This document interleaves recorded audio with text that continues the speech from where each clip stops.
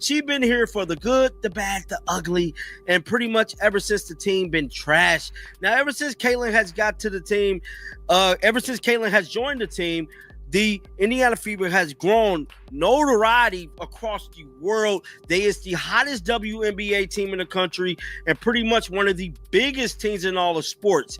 With all of that being said, Kelsey Mitchell has been taking it upon herself to kind of say little things. All right, let's get straight into it. This soundbite right here, this is the one that has the entire sports world locked in a heated debate. Indiana Fever veteran Kelsey Mitchell looked straight into the cameras and repeated a phrase that seemed simple on the surface, but those 6 words have unleashed a firestorm of controversy that she probably never saw coming. We all we got, we all we need. It sounds like standard locker room stuff, right? A team bonding mantra. But the moment she revealed when she started saying it and why, everything changed. And it looked like Kelsey Mitchell is in some serious hot water yet again. Guys, for this one here. This is no longer about motivation. This is about a subtle, shocking level of disrespect aimed directly at the one player who changed everything for a franchise, superstar rookie Caitlin Clark. And the question everyone is asking is simple. Did Kelsey Mitchell just make the biggest mistake of her career, a mistake she will instantly regret? Because the fans are not letting this one slide, and now, with the name of known league villain Sophie Cunningham getting dragged into the mix, this story is about so much more than just a few words. Kelsey, one of your teammates said yesterday that you started saying in the huddles, we're all we got, we all we need. Yeah, I said we all we got, we all we need, yeah. How did that kind of come about? And do you remember when you started sharing that message? Probably, I might have been after somebody got hurt. I won't even lie to you. It was early on. I think it was when CC got hurt, and I felt like it was deflating. It was hard for people to kind of see us and see our energy for what we brought to the table as a team. Hats off to CC for being a great teammate and having to go through so much with injury. But like the all we got, all we need was just it's a staple to who we trying to be as a team and who we want our culture to be.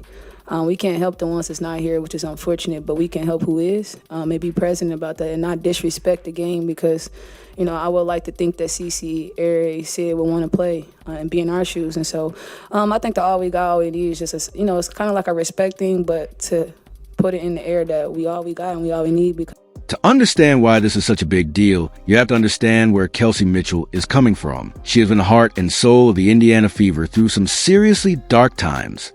We're talking about seasons where losses piled up, seats stayed empty, and national media wouldn't even glance in their direction. Mitchell was there through all of it, grinding, scoring buckets, and being a consistent force on a team that was going nowhere fast. For years, she was a lone bright spot, the player you'd watch on a losing team just to see something spectacular. She battled through injuries, coaching changes, and the frustration that comes with constant rebuilding. For that, she deserves nothing but respect. She put in the work when nobody was watching, embodying the pure love of the game without the glamour of fame. She endured the struggle that defines the early years of so many professional athletes' careers, all while maintaining her status as an elite-level scorer in the league. This tenure, this loyalty, it earns you a certain amount of credibility in the locker room and with the fans who have been there from the beginning. She's seen as a leader, a cornerstone of the franchise, or at least she was before the ground fundamentally shifted beneath her feet. I don't know if she's dissing Caitlin Clark, but a lot of people is insinuating that. Now, we have seen time and time again members of her family even take shots at Caitlin Clark. Now, those are facts. Then everything changed. The arrival of Caitlin Clark wasn't just another draft pick. It was a cultural earthquake for the entire WNBA. Almost overnight, the Indiana Fever went from a forgotten small market team to the center of the sports universe. We're talking sold-out arenas on the road, jersey sales breaking all previous records, and every single game they play becoming a must-see event on national television. The economic impact was immediate and staggering. The ratings for Fever games are through the roof, shattering previous viewership records for the league. And it's all because of one person. Caitlin Clark is a phenomenon unlike anything the sport has seen in decades. She hits deep threes from the logo. She makes passes nobody else sees. And she plays with fiery competitive spirit that draws people in, whether they love her or love to hate her. She's not just a player. She's a headline machine and a generational talent who has transcended the sport. This isn't a knock on anyone else's talent. It's just the undeniable reality of transcendent star power. Clark has it in a way that very few athletes ever do, creating a gravitational pull that affects everyone around her. And for a veteran like Mitchell, who worked for years in the shadows, diligently building her career without that level of fanfare, that sudden, seismic shift in attention and narrative had to be a massive and jarring adjustment on a personal and professional level. Now, here's where things get messy. In a recent press conference, a reporter asked Mitchell about that now infamous phrase, "We all we got, we all we need." On its own, it's a harmless, even admirable sentiment about team unity. But then they asked her the crucial question, when did you start saying this? Her answer is what flipped the script entirely. She admitted, openly, that it started right after Caitlin Clark went down with her injury. Let that sink in. The moment their star player, the face of the franchise, is forced to the sidelines, Mitchell's chosen rallying cry is essentially, "We're all we need." Kelsey, through all the ups and downs of this season, and I know you have bigger goals in mind, but the team ensured a 500 finish, back-to-back years doing that. I mean, it's a big deal. Right, given everything that this team has gone through this year, and the fact that you guys, I think, are one win away from securing a playoff spot, like, what did it take to kind of stay the course, and what does that mean to just at least get that one thing kind of checked off? It's definitely a stepping stone in the right direction. I think considering where this organization has been and some of the great players that's come through it, we got to look at this, like I said, for a winning moment tonight. It doesn't happen a lot, and where we've been at, you guys know what it's been like the last couple of years here, and so to see the tables kind of turn, it works in our favor, and I think that we deserve it from a standpoint of we put the work in to be here, and so I like to think that you guys gonna keep sticking it with us too, because you guys deserve it. In order to capture good content and all that, you got to win, and so I think it goes together as far as both sides, but I think it's definitely important for us to kind of bask in it for a little bit, because I remember where this group was.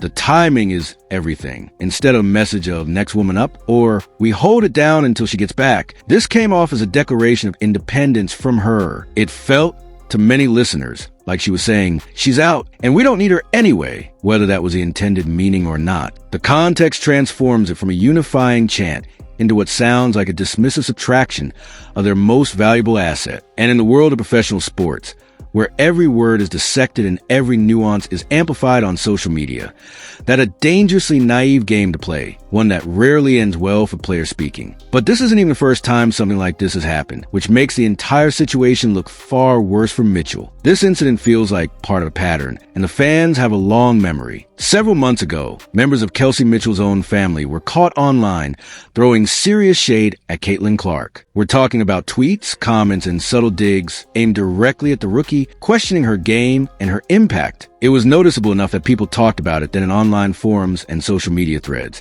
And now, hearing Kelsey herself make comments that can be easily interpreted as shady, everyone is connecting the dots. It's incredibly hard to give someone the benefit of the doubt when their inner circle has already shown a clear tendency to disrespect the very person responsible for bringing all the success and attention to the organization. This history makes the "we all we need" mantra look less like an isolated motivational tool and more like a reflection of a deeper, more personal sentiment that may exist within her circle, if not with Mitchell herself. And that perception, once it takes root, spreads to the fan base like wildfire, becoming an accepted truth that is nearly impossible to extinguish. This is where the story takes an even darker turn, because to understand the potential long-term fallout for Kelsey Mitchell, you have to look at another player who knows all about negative labels, Sophie Cunningham of the Phoenix Mercury. Cunningham has built a reputation as one of the league's premier villains over several seasons. She's physical, she's unapologetically intense, she plays with an edge that walks a fine line, and for that, she is constantly booed in opposing arenas, criticized by media, and trended on social media for all the wrong reasons. Anytime there's a hard foul or a scuffle, her name is the first to come up. She's been branded as dirty, cocky, and instigator by a large portion of the basketball world. And here's the key thing that Mitchell needs to understand: that brand, once applied, sticks like glue. No matter how well she plays, a large portion of the conversation is always about her attitude and her demeanor, not her impressive stats or her contributions to winning basketball. Now, fans are starting to lump Kelsey Mitchell into a similar category of player you love to hate, not for dirty play, but for being perceived as a hater, for displaying jealousy and public disrespect towards her own teammate. Once you get that label, it's incredibly difficult to shake, and it can define the second half of your career. Just ask Sophie. She's learned to thrive and lean into that role, but it's a tough, isolating road that isn't for everyone. Mitchell might be unintentionally looking at the same future, forever known as a veteran who couldn't handle her rookie teammates' shine, a narrative that would overshadow all her past accomplishments. And here's the brutal, inescapable part for Kelsey Mitchell in the court of public opinion. It doesn't matter what she meant or what her true intentions were. Perception is the only currency that matters, and right now, the perception is overwhelmingly negative. Her intention might have been 100% pure locker room fire, a genuine attempt to rally the troops in a moment of adversity. But the perception, heavily fueled by the suspicious timing and the problematic history with her family, is that she was intentionally throwing shade. And once that narrative gets written by the masses on social media, it's completely out of your control. It's made even worse by the fact that the Fever's on-court performance without Caitlin Clark didn't exactly back up the bold statement. They scraped by in some games. They looked completely lost in others. They didn't suddenly become a dominant, cohesive force that proved they could thrive indefinitely without their star. If you're going to publicly imply you don't need the most talked about player in the world, you better be ready to win huge games consistently and prove it beyond a shadow of a doubt. Otherwise, those words just become empty and seem arrogant, and they hand your critics all the ammunition they need to blast you. It makes the entire sentiment look like petty jealousy rather than confident, authentic leadership. And that is a devastating look for any veteran player. The absolute profound irony in all of this is that Kelsey Mitchell is now experiencing a level of fame and national discussion she never had before in her entire career. And it's solely because of the presence of Caitlin Clark. Think about it critically. Without Clark on that team, anyone outside of the most dedicated WNBA fans be pausing their day to analyze a post-game soundbite from Kelsey Mitchell? Would her comments be trending on Twitter, sparking thousands of quotes and replies? Would there be entire video segments like this one dedicated to dissecting her every word? Absolutely not. She's living and operating in the immense spotlight that Clark single-handedly created. Her own scoring prowess and talents are now being seen by millions of new eyes who tune in for Clark but stayed to watch the team. She's directly benefiting from the very phenomenon she seems to subtly resent, a frustrating position that requires immense self-awareness to navigate gracefully. Instead of using this massive, unprecedented platform to elevate her own brand and game, she risks her entire legacy being remembered for this single moment where she seemingly tried to diminish the player who brought it all to them. That's a tragic miscalculation of epic proportions. She could have been the celebrated veteran leader who guided the phenomenal rookie, a beautiful story of mentorship and growth for the next generation. Now, she's being painted as the exact opposite, and that is a very difficult paint to strip away. And this is where the instant regret truly kicks in. This kind of drama has long legs, stretching far beyond a single news cycle and weaving itself into the very fabric of her career narrative. We're not talking about a 24-hour story that gets replaced by the next big trade or injury update. This is a kind of controversy that becomes a permanent footnote in her biography, a storyline that will be resurrected anytime there's a hint of discord in Indiana for the rest of her career and likely beyond.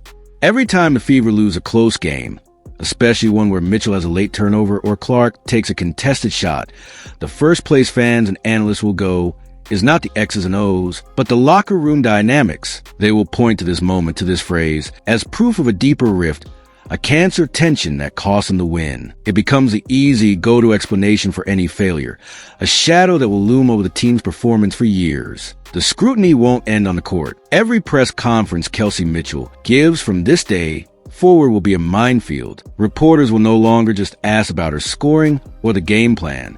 They will look for coded language, for subtle digs, for any opportunity to fan the flames of the story. A simple compliment could be spun as backhanded. A focus on the team could be interpreted as a continued slight against Clark. She has opened a door to a level of invasive and relentless media attention that she never asked for and from which there is no return. The jealous veteran label is arguably one of the most damaging and sticky labels in all professional sports. It's a category that transcends stats and undermines accomplishments. It paints an athlete as petty, insecure, and ultimately a bad teammate, someone who prioritizes their own ego over the success of collective. For a player like Mitchell, who has painstakingly built her career on being a professional scorer and a respected figure in the league, this new perception threatens to become the first thing people associate with her name. Her legacy, once defined by loyalty and perseverance through tough times, is now actively on the line, at risk of being permanently rewritten by a single, poorly timed mantra. She's now stuck in a battle she cannot possibly win through conventional means. Why? because Caitlin Clark doesn't have to say a single word in her own defense. The millions of new fans Clark has brought to the WNBA, a legion of passionate supporters who feel a deep connection to her journey, will act as her unwavering army. They will defend her relentlessly across every social media platform, comment section, and forum. They will amplify this narrative of Mitchell's jealousy, ensuring it never truly dies down. Mitchell could score 40 points a night for a month, and the conversation would still be, yeah, but did you see how she didn't pass to Clark in the third quarter? This dynamic creates a fundamentally uneven playing field in the court of public opinion.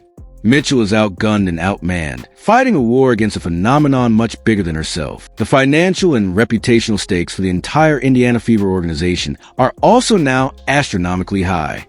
The franchise has been utterly transformed by Clark's arrival. The value of the team, its merchandise sales, its sponsorship deals, and its national television appeal are all directly tied to the Caitlin Clark phenomenon. The front office, whether they admit it publicly or not, has a monumental vested interest in protecting their golden goose. If this narrative of internal conflict persists and is seen as negatively impacting Clark's experience or desire to stay long-term, Mitchell, despite all her tenure in history, could very quickly find herself viewed as a liability rather than an asset. In the cold, hard calculus of business, the player who creates the revenue stream is protected at all costs. The one perceived to be disrupting it, regardless of their intent, becomes expendable. This places Mitchell's future with the only WNBA team she's ever known in a precarious position, all stemming from a few words meant to inspire her teammates.